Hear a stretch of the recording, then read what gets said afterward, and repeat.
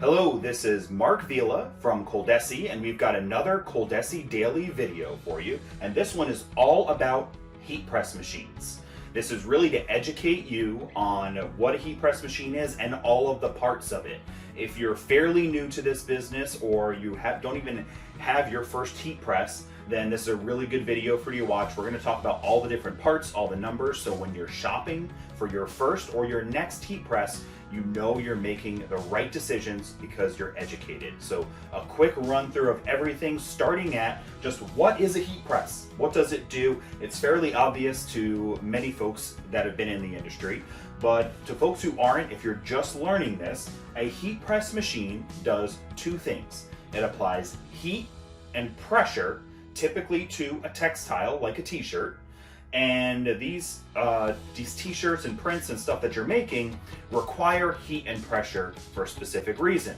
When you're working with a vinyl transfer, like the Triton vinyl we have there, then you need to apply a certain amount of pressure to get and a certain amount of heat, which activates the glue on the back of that vinyl transfer and adheres it to the shirt. This shirt that I'm wearing right here was done with a digital heat effects transfer. That requires a different pressure and temperature. If you were doing direct-to-garment printing, like with the new G4 printer, then you would use a different heat and pressure setting. So these are adjustable machines that are designed to work with various different technologies. So if in my shop I had a vinyl cutting machine and I was using Triton and a digital heat effects transfer, and I also had a DTG G4, then I could adjust this machine. So let's talk about a couple of the adjustments as the next thing. For one, when you have the machine on, I have it off now just to keep myself safe so I can touch everything. But when you have it on, you can adjust the pressure. That's either going to be through a turn dial like this on top, and that will turn up and down. Most all heat presses are going to have a turning type. Now there's also going to be a temperature adjustment, and then actually the third one is the time. So when you've got a heat press, those are the three things that you're going to want to make sure are bare minimum. Are you can adjust the pressure that you want, you can adjust the temperature that you want, and you can adjust the time. So you know if you have to heat press something for say 60 seconds or 10 seconds, it is reminding you when it's done. That's the simplest way to do it, is for the machine to go beep and tell you when it's over, when it's ready, when you're ready to remove your transfer or whatever it might be. Okay. Speaking of the pressure adjustment, there's something to mention about this. There are two different ways you can have pressure adjustment. That's with a sensor and without a sensor. Okay, when you don't have a sensor, like this heat press right here is simpler and it's more cost effective. It doesn't have a pressure readout. It doesn't have something in here telling me how much pressure I'm putting down on a transfer. This can be very important. For example, on this digital heat effects shirt, the pressure is particularly important. Compared to the vinyl, the pressure is not as big of a deal. I can just by hand feel this is particularly hard to close, so I know I'm putting a lot of pressure. That's probably going to be enough for my vinyl. With something like this digital heat effects, I'm going to want to be pretty exact on my pressure, because as I'm going through the steps, I need to adjust that pressure. So a better quality press, or a more expensive, more featured press, even so, a better way to put it, is going to have something to help you measure that. So you can say you want to put the pressure on, say, on a scale of 1 to 10 out of 5, that would be medium, right? And so on and so forth. So there's also another feature when it comes to opening and closing. Really what you want to look at it on the heat press is how you're going to operate it, right? This is kind of the most standard method. This would be what you refer to as a clamshell heat press. Just think of a clam and how it opens and closes. You can also find swing away heat presses where this top portion moves to the side. And you can also find ones with drawers. Those are going to be the three you typically are going to find. The clamshell is the most popular. Just some pros and cons of both. The clamshell, oftentimes people will say it's the least amount of work to get things done. You've got a good fulcrum here. I don't have to put that much weight on it at all to open it or to close it. It's quite easy. And when I do have to put a lot of pressure, I've got my body weight that I can put on it. A little different when you're working with the swing aways, where you actually have to physically move this whole upper portion, which is heavy, even on the small ones, back and forth. So those are a couple things to consider. Which one's going to be better for the type of work that you're doing? So that's a couple of little features there. Not the prime portion of this, but of this video, but when you're shopping around for heat presses, you're going to notice terms like swing away, drawer, and clamshell, and now you know what those are. Moving on down, we've got this portion right here. This is probably the most important part of your heat press, which we would refer to as the upper platen. Okay? The upper platen of your heat press is what generates all of the heat in a traditional heat press. So the two things you want to look for in a quality heat press, and knowing what they are the coil setup in here. You want to have a lot of coils. This works just like your oven. If you have an electric oven and you look inside, you'll see those coils in the top and the bottom. The top one gets red hot when you're broiling, the bottom one gets red hot when you're baking.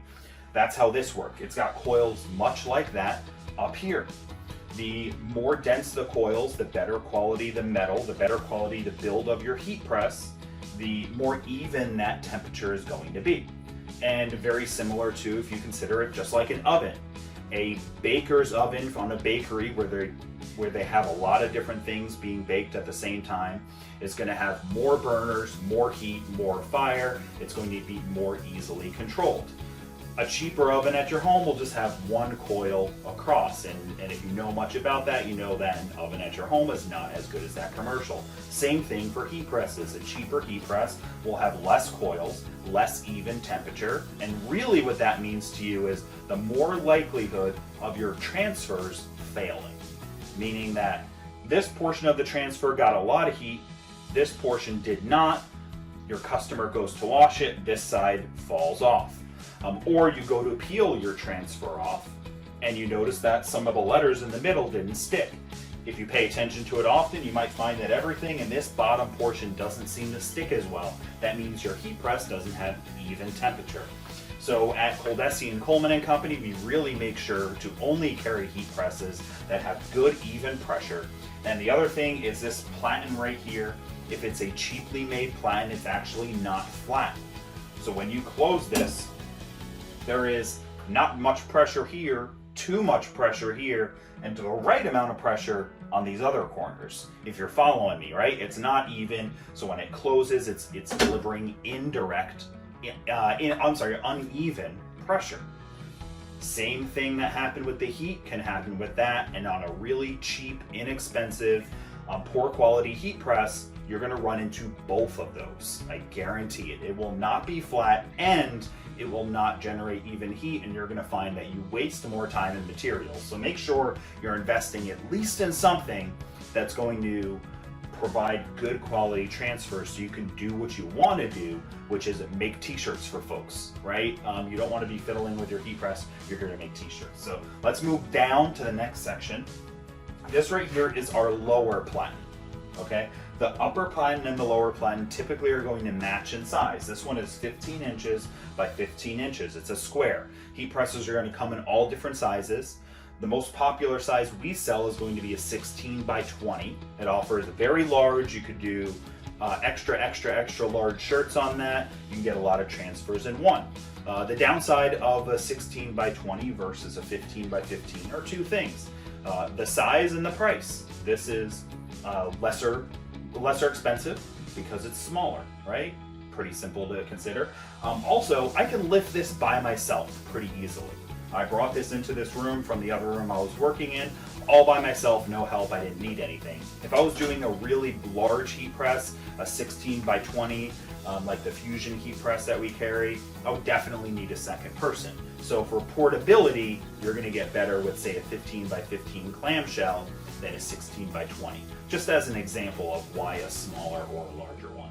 And then naturally the price. A heat press like this is going to be closer to $600. A really large heat press, 16 by 20, with all the bells and whistles, is going to be closer to $2,000. So you're going to see the range that these can go in. Now on the bottom, I have this pad. Okay, and this one, on this heat press, it's actually not glued down, but this is your lower platen pad or your heat press pad.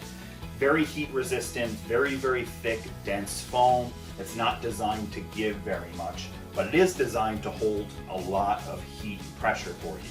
So you can use this all the time and you don't damage it. You always want to use the heat press pad that came with your machine or another approved one for heat presses. Now this one does not come glued down, others will come glued down. It would be up to you if you wanted to glue this down. Of course you would have to find an adhesive that would be able to withstand the high temperature. So that's your bottom here. Now the next thing you consider is what we refer to as threading t-shirts on. Are you able to actually take a t-shirt and put it around the heat press? Okay, this particular heat press is not really designed to do that. This heat press is designed you put the whole shirt on top. Other heat presses are designed where the bottom is really wide open here, so you can go ahead and you can thread a t-shirt on, or put the front, only heat the front or only heat the back, right? Another options you'll see on some heat presses is this bottom platen can be changed. You can change it to a smaller one for, say, doing the sleeve or a leg. You can change it to a round one or a small square one. If you wanted to do, say, a tag on a shirt, you could do a little 4-inch one. Some heat presses will have an adjustable bottom where you can remove and replace. This particular heat press right here is just a simple 15 by 15. It doesn't have any removable bottoms. That doesn't make it a lesser press because, for one, I mentioned the portability, and the other I mentioned the price. Both will get the job done. Both will make a really nice t-shirt transfer in the end. It's just a matter of what's most important for you now. Is it the financial investment? Is it the portability? Is it a combination of both? Is it the longevity? A lot of shops out there that you'll see, once they get growing, they will have 2 or 3 or 4 or many more heat presses. So for your first heat press, you just decide what's most important for you and what type of technology you're working with. And that's why you always want to talk with one of the pros at Coldesi and talk to them about what you're doing, where your business goals are, what your budget is, and they will line up the right heat press for you to make sure that you've got what's perfect for your business. So I hope I've answered a bunch of questions that you may have had or didn't even know you had about heat press machines, and educated yourself so you can make sure that you're buying the right heat press for your business. So remember, visit ColemanandCompany.com and you can see this exact heat press right here. Or just go ahead and give us a call and we'll walk you through all the right stuff to make sure that you get the best heat press for your business. Thanks for watching.